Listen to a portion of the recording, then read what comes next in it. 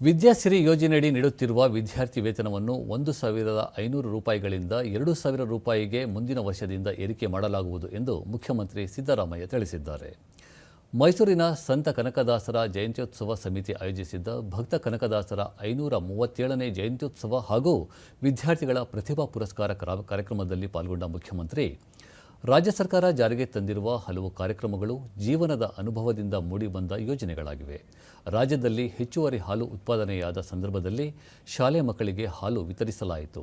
ಪ್ರಸ್ತುತ ವಾರದಲ್ಲಿ 6 ದಿನಗಳು ಶಾಲಾ ಮಕ್ಕಳಿಗೆ ಮೊಟ್ಟೆ ನೀಡಲಾಗುತ್ತಿದೆ. ಬಡವರಿಗೆ ಆರ್ಥಿಕ, ಸಾಮಾಜಿಕವಾಗಿ ಶಕ್ತಿ ತುಂಬಲು ಖಾತರಿ ಯೋಜನೆಗಳು ಜಾರಿಗೊಳಿಸಲಾಗಿದೆ ಎಂದು ತಿಳಿಸಿದರು. ಭಕ್ತ ಶ್ರೇಷ್ಠ ಕನಕದಾಸರು ಒಬ್ಬ ಕವಿ, ಸಂತ, ದಾರ್ಶನಿಕರಾಗಿದ್ದು, ಕನಕದಾಸರ ಪ್ರತಿಮೆಯನ್ನು ಮೈಸೂರು ನಗರದಲ್ಲಿ ಸ್ಥಾಪಿಸಲು ಕ್ರಮ ಕೈಗೊಳ್ಳಲಾಗುವುದು ಎಂದರು.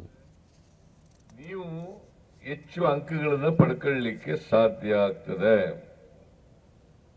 ಸೊ ಅದನ್ನ ಇವತ್ತು ಯಾರ್ಯಾರು ಪ್ರತಿಭಾ ಪುರಸ್ಕಾರಕ್ಕೆ ಭಾಜನರಾಗಿದ್ದಾರೆ ಅವರೆಲ್ಲರೂ ಕೂಡ ಇನ್ನೂ ಹೆಚ್ಚು ಮಾರ್ಕ್ಸ್ ತಗೊಳ್ಳಿಕ್ಕೆ ಪ್ರಯತ್ನವನ್ನು ಮಾಡಬೇಕು. 100ಕ್ಕೆ 100 ತಗೊಳ್ತಕ್ಕಂಥ ಪ್ರಯತ್ನ ಮಾಡಬೇಕು. 99 ಮಾರ್ಕ್ಸ್ ತಗೊಳ್ತಕ್ಕಂಥದ್ದನ್ನು ಮಾಡಬೇಕು. 98 ತಗೊಳ್ತಕ್ಕಂಥದ್ದನ್ನು ಮಾಡಬೇಕು. ಅದು ಮಾಡೋಕ್ಕೆ ಸಾಧ್ಯ ಇದೆ.